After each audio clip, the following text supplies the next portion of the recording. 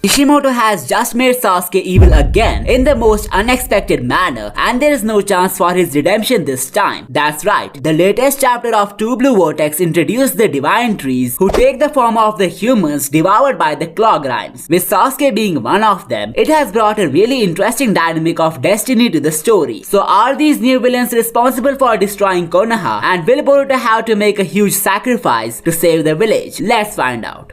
The student-teacher relationship has always been tragic in the history of the Naruto franchise. Every time a sensei met his old disciple, something tragic has went down for the mentor. A majority of fandom was expecting Boruto and Sasuke to follow the same dynamic, with Momoshiki possessing the young lord and killing his master. However, it has now been revealed that Sasuke has been transformed into a tree, and his genetic imprint was used to create a divine warrior from the Shinju tree. There are 3 more fighters like him, with their swords human being a victim of a claw grind's attack. The first enemy that appeared to attack Boruto and Code is the Ten-Tails avatar of Bug, who had also become a tree just like Sasuke. The identity of the other 2 Shinjus is one of the most interesting mysteries of the franchise. While at first glance it may seem like they are simply the Ten-Tails manifestations of Moegi and the Jonin who saved Sarada, there are some theories which link them to Amado's daughter Akebi and the vessel of Ishiki Jigen. Before getting there, let's discuss if the chakra of these new villains would be traceable by the Konoha systems or not, especially Jubisuke, as Sasuke was a native of the Leaf village. His data must be registered in Konoha's system, which could give a green chip to his Jubi counterpart. When Kashin Koji infiltrated Konoha, his presence was not detected by the village officials. It was because his genetic data as Jiraiya was saved in the records of the village. But are you playing smart like Amado and Koji by keeping your data safe on the internet? Back in Naruto Shippuden, Kisame invaded the Cloud village by pretending to be his sword. Similarly, hackers can infiltrate your systems to steal personal information like identity and credit card details. Scammers can disguise as big creators and provide fishy links to their victims, leading to a data leak similar to how Kisame stole confidential information from the Cloud village. While the shark guy was involved in data leaks and other crimes, let me introduce you to a shark that will protect your data from scammers and hackers. And this brings us to Surfshark VPN, the sponsor of this video. This VPN is like a S-rank shinobi who can protect your network from many rogue ninjas trying to steal your data. Every day thousands of people fall prey to scammers while surfing the internet. But not only does Surfshark protect your village from any such threat, but it also lets you travel across the shinobi world with heavy protection. It gives you access to websites and services that aren't available in your country by giving you a virtual identity. So you can access the websites of Hidden Sand Village from Konoha with no problem. Not only that, even secures your online presence like a S-rank shinobi who protects you from scammers and hackers. It will instantly notify you if your data has been leaked somewhere online, which is a really helpful way to protect yourself from scammers. Surfshark will become a loyal shinobi of your alliance and will grant you access to apps and services that have been nullified in your country. So grab this killer offer at Surfshark with up to 6 months free by simply scanning the QR code right here and select the subscription of your choice. You can also visit the link in the description and enter my promo code manually. Plus it comes with a 30-day money-back guarantee, so don't hesitate and seize your chance right now. Coming back to the detection mystery of the Shinjus, if the female one is derived from Moegi, then she must be untraceable on Konoha's radar as well. However, when the bald Shinju, who's famous by the name of Alfredo on Twitter, appeared above Boruto and Code, they didn't notice him unless he opened his mouth to talk about their evolution. This would mean that these new creatures also have the ability to erase their chakra signature, just like Otsutsuki, so it shouldn't be a big deal for them to enter Konoha without anyone noticing them. However, their intimidating appearance only hints at them waging an all-out war on the Leaf. There could even be some unwanted casualties, and I doubt that Kawaki and Boruto are ready for such a big threat. However, the more interesting aspect here is Daemon, who is technically the most broken character of the verse. It would be really funny if he knocks all of them down effortlessly, but I don't think Kishimoto would let his new villains go down so easily. After all, it's the first time when the villains desire nothing but doom and destruction. They are not like Code, whose adventures of getting the limiters removed was hyped so much, only to end up in him getting knocked out by Daemon. Speaking of else, one of the Shinjus also degraded Code by regarding him as the clown who gets used by others. Later, Alfredo says it's impossible to escape one's destiny, and this means that they also have the power to sneak into a person's fate, just like Otsutsuki's. What confused me here is that what destiny of Boruto is he referring to right at this moment? He seems to say that Boruto will get devoured by the Ten-Tails, cause it's written in his fate to end up like that. However, this would contradict the predictions of Momoshiki when he explicitly expressed his motives of taking Boruto over once he loses all the hope. As we know, the prophecy of Momoshiki only came half true cause he failed to take over his identity. Now when it comes to these new villains who want to devour him, even their prediction doesn't hold that much weight cause we have seen Boruto changing his stars in the past. Now the question arises, how were they able to unlock the ability of foresight and reading one's fate? Well, to understand this, we will need to go back to the formation of the claw grinds, which indirectly led to the Tentails becoming self-aware. So the claw marks of Code divided the Jubi into an army of monsters, and the iron from his blood that he infused in them made them absorption proof from Otsutsuki's. According to Boruto, this modification was supposed to become the reason of the worst possible future. So how exactly has it led to the awakening of their self-consciousness? Well, it was mentioned by Amado that the claw marks of Code are a shinjutsu, which means they should have ties to Shibai Otsutsuki. So the DNA of an Otsutsuki got fused with the blood of a human, and these must be the main factors responsible for enlightening the Shinjus. We know Aida had the power of looking into the past, and Daemon has the ability of omniscience, which helped him to identify Code's power level, the secret of Himawari, and the mechanics of Uzuhiko. These are all godly abilities which must have been acquired by Shibai Otsutsuki. So if these beings have been modified by the DNA of the same deity, it's not a surprise for them to have the powers of clairvoyance and foresight. Now before I move on to dissecting the true identity of these two characters, take a look at these frames from Boruto opening 7. At first they might just seem like the Kara Inners and Jigen. However, on closer inspection, the four of them perfectly match the appearance of the newly introduced characters. We have got a female character, a hooded guy, a Jigen looking guy, and a fat warrior. Kishimoto has cleverly foreshadowed the main bad news for Konoha in this opening, but the real deal lies within the appearance of Jigen and Delta. There is a reason for Delta to be the exact look-alike of Amado's daughter Akebi. It's not just because he was emotionally connected to her, but an even greater game is being played by Amado that no one saw coming. The scientist could actually be the mastermind pulling all the strings from behind. He has indirectly created a formidable group of warriors who will do anything to eradicate the Otsutsukis. But how exactly did he do that? Well, the true fate of Akebi was never known, and even Momoshiki doubted the narrative of Amado. So if she has become a Shinju just like Bug and Sasuke, this would mean that Amado was experimenting with the claw marks way before meeting Jigen. He must have formulated the only way to destroy the Otsutsuki clan, and that's how he planned everything from joining hands with Jigen to Ishiki's defeat. Even the sign behind their outfits resemble a virus, so could it be that Amado is forming an army that will devour every Otsutsuki in existence? He was even able to enlighten the flames of hatred in Kawaki's heart towards the Otsutsuki clan in the most clever manner. So if Amado has actually sacrificed his daughter to create a Shinju, then what lies in the karma of Kawaki, which was too vital to him? Well, I think it actually holds the data and consciousness of Akebi, who has become a tree. By implanting the karma into a vessel, Amado would revive the real Akebi, which would be like killing two birds with one stone. Not only will he get his daughter back, but the plan of Otsutsuki eradication would also reach a satisfying end. Not to mention, Kishimoto has again smartly used the name of a character to polish a plot point. Just like how a computer code helps in programming a computer software, Code in the story has indirectly programmed these new enemies, which is how they became self-aware. Something similar happened in case of Aida and Daemon, with Aida being the name of a high-level programming language referring to the omnipotence ability, and Daemon being a program which runs in the background which refers to his reflection power working subconsciously. Talking about Alfredo, he looks a lot like Jigen, which makes it hard to believe that he's the Jubi variant of this Jonin. Maybe he is the head of the self-conscious Tentails, and as he said they have the chakra of everyone who lived and died on the planet. It could be that he was able to choose his avatar himself and is not a production of the Grimes as assumed by many. Finally, let's take a look at two most hyped questions. Are the new villains responsible for destroying Konoha, and is Sasuke about to die very soon? It's very likely that they will head over to the Leaf Village in the next chapter, mainly because Kawaki, Aida and Daemon, who have the Otsutsuki DNA in them, are present there. As foreshadowed in opening 7, they could be responsible for Konoha's destruction, and the only way to deal with them must be through Kawaki's Dharma Eye. He could send them to the same place where he sent Naruto. However, these new guys are most likely gonna influence him against the shinobi system. I have a really solid theory explaining why it's a huge possibility, but that's the topic for the next video, so don't forget to subscribe to not miss that. Also, there is even a slight possibility for the human inside the divine tree to die if his Tentails avatar is killed. So chances are Boruto could lose his master after saving saving the world, which enhances the chances of Momoshiki's prediction coming true, where he said Boruto will desire to escape this world due to the dire circumstances. Special thanks to Surfshark for sponsoring this video.